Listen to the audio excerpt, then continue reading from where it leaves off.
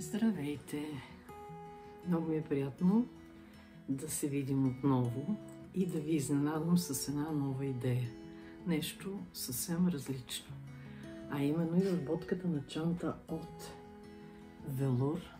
Два вида велур, като комбинация тъмно-синьо и пъстър цвят, в който преобладава също тази гама. Чантата е с джобчета, отново с ципче, с приспособление специално, за да се издърпва по-лесно, с дръжка, която е с катерами. Дръжката е подвижна и може да става и под формата на този тип чанта, така модерната клъч. Към нея съм изработила това нисисерче, което в последно време го правя, тъй като чантите са ми много специфични, единични модели и трудно бихте могли да намерите нещо, което може да го комбинирате. Така че аз ви представям това. Тук отдолу, виждате, съм сложила едно копченце, което е много елегантно, и отдолу магнитче. И сега ви пожелавам приятно гледане на изработката на чантата.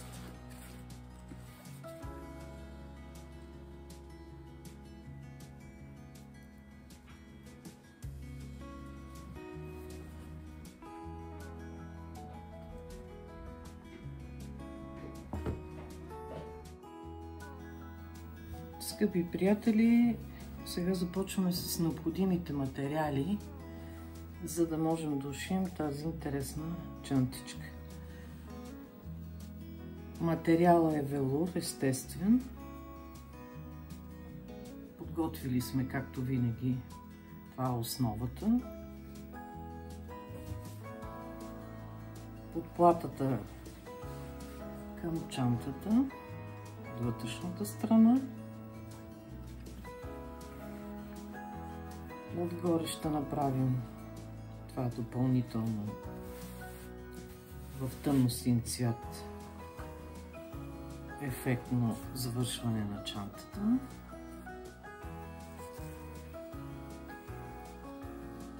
Дръжката предварително съм изгладила долу подплатата, както виждате, за да може да стане хубаво и добре изглеждащо. Това ще е дръжката. Към дръжката съм приготвила тези катерами и друг път съм ви ги показала. Ципа в същата гама сива, тъй като преобладава сивото. Това е за малкото нисисерче. Вече се разбрахме, че за да бъде в комплект, тъй като трудно се намират после в същия цвят да бъдат аксесуарите, направо си шием това нисисерче, което също е с подплата и с цип. И за да бъде всичко в синхрон, трябва да сложим и капачето, което слагам и на чантата. Сега приготвила съм и едно много елегантно и интересно копче. Може би се замислите къде пък ще го сложа сега. Накрая ще видите. И необходимите помощни материали към машината. Задължително кръчето за цип. Има и други видове кръчета, нали казах, както и кръчето за шиене на кожа или на велур. Приятно гледане! Съкращавам някои процеси не за ушиването на чантата, напротив, те си остават по-скоро за вас, за да не ви е много досадно. Сега само да ви припомня, че към лицевата част монтираме наопаки ципа, който сме взели, и подплатата, за да можем да ушием едната страна на чантата. Успяхме да ушием едната част. Ето вижте. По принцип при шиенето сме били в този вариант. Ето сега, хоп, обръщаме и се получава. Това е едната страна. Хубаво трябва сега да изгладим подплатата с ципа и да продължим с другата страна на чантата. Ето, ушихме предната част. После ще видите с подплатата. Това преди да довърша чантата, защото това ще трябва да се монтира между тях. И сега включваме тежката артилерия. Какво означава това? Тъй като все пак аз съм, знаете, новатор в шиенето, особено на кожи. И сега ще е необходимо малко да почукаме тук кожата, защото тя не става само с ютията, както плата си гладиме. И малко ще си почукаме. Виждате ли какво чукче съм се въоръжила, за да смекчиме ръбчетата. И така, почва да...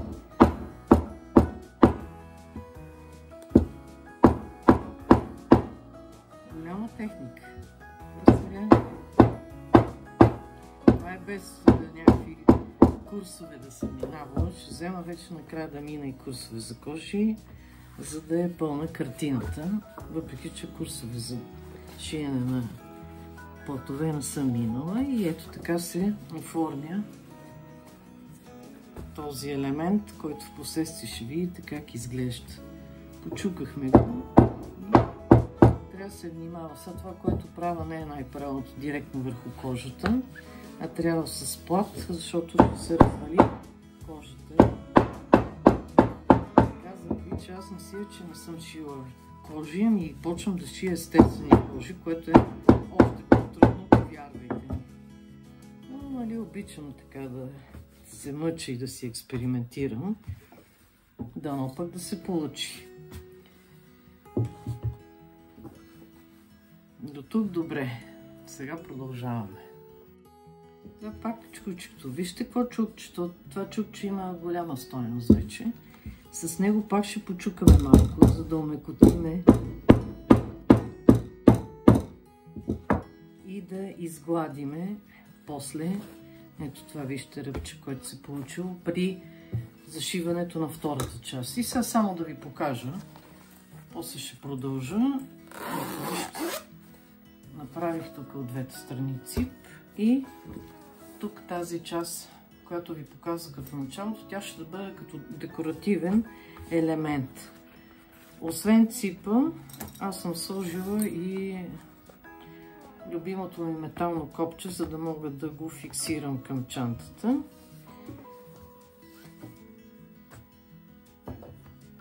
Преди това трябва да сложа джоба и да почне да се изгражда по някакъв начин чанта, но като цяло идеята ще е нещо такова.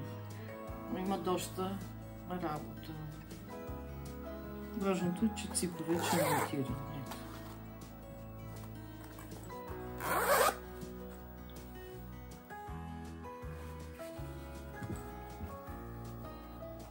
Спестих ви време да не ви отекчавам с прословутото джобче. Малко зор видяхме с това джобче, но в крайна сметка ушито, както към всяка чанта правиме. И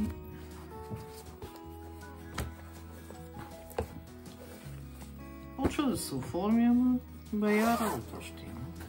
Виждате ципчето. И сега трябва да си оформим ъгълчетата, както си правим, да ги размерим тук всяко ъгълче, да го ушием и да почнем да я събираме чантата.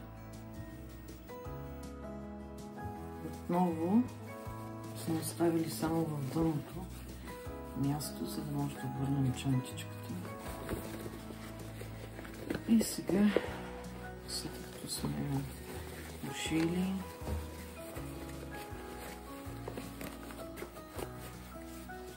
доста моменти сме преминали, трябва да обърнем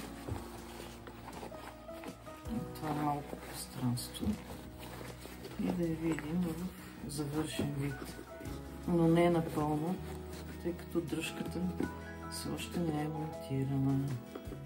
Тя първо да предстои, но само да ви покажа до момента какво се е получило.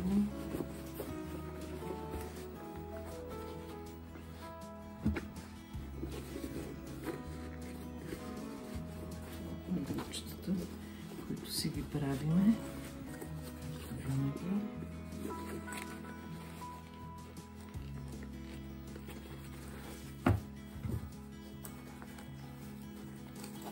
Сега чука няма да го използваме. Не се притеснявайте. Няма да има шумове. Някои моменти изискват повече усилия. Тук сме сложили копченцето, за да е фиксирано по-добре.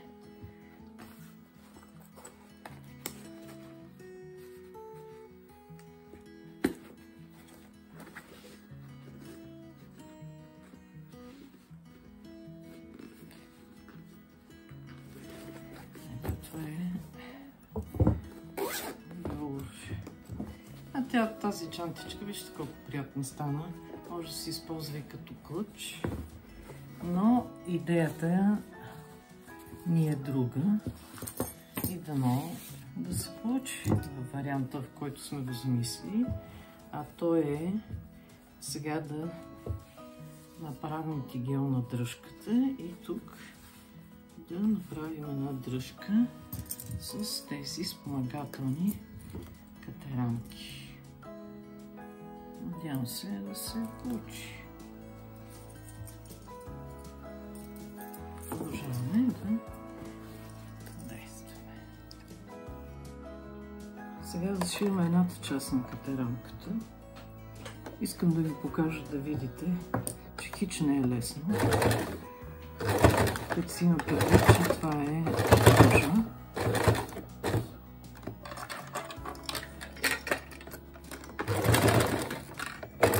Не бих казала, че ми се получава много добър тигел за това, което аз искам да бъде.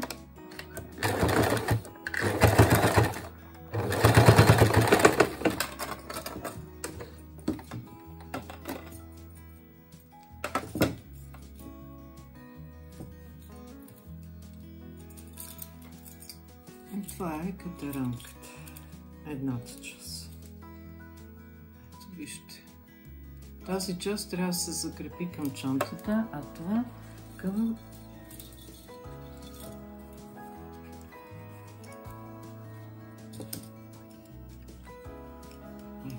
другата част на дръжката, която вече сме направили.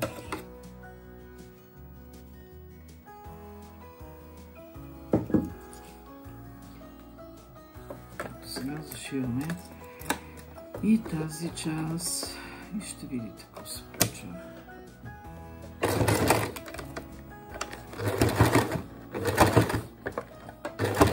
Трябва да е много здраво и добре зашито, затова го повтарям, защото все пак това е носещата част на чантата.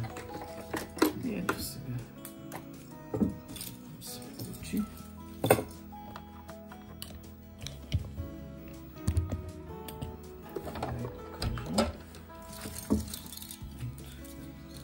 Едната част. Това е дръжката. Това малко прилича на тиранти, ама не е тиранти. Това е чантичката вече, която някакси се оформил и трябва да закрепим ето така дръжката с другия край и да се получи завършения вид. Сега ще почистим, ще оправим и ще ви я покажа отново. И сега да завършим чантата, да стане по-интересна, ще залепим това копченце.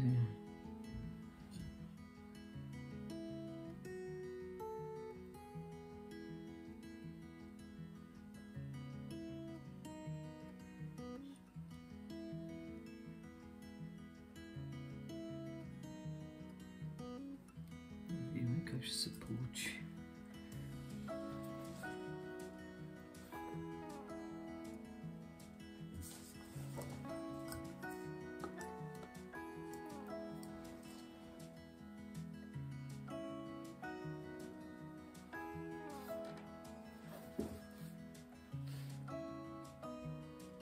Ето.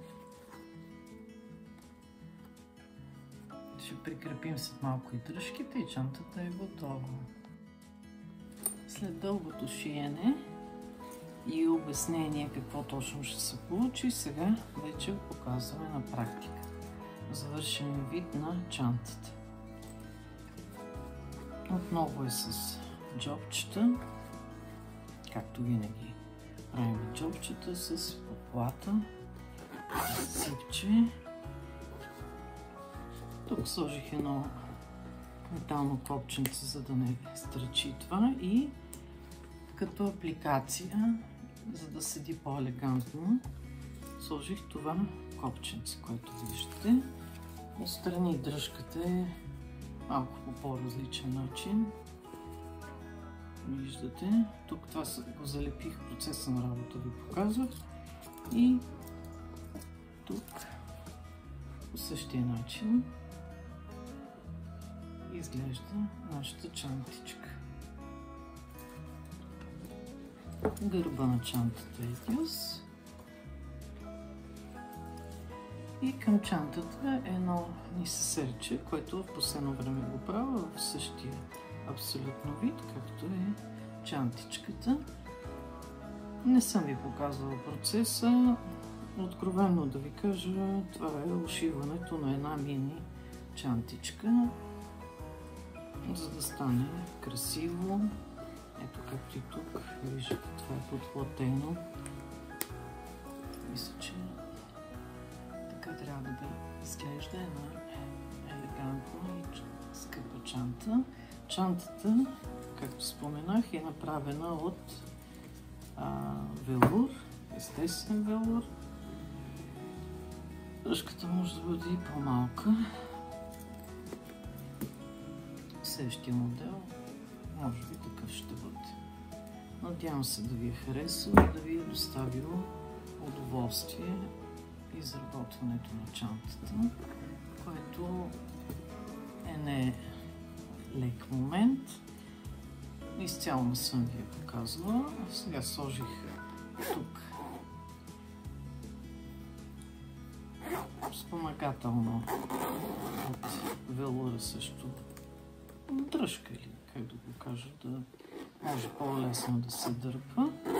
А чантата, като се махнат дръжките, пък съответно би могла да става като тип несесерна клъч. Надявам се да ви е харесало. Благодаря за внимание.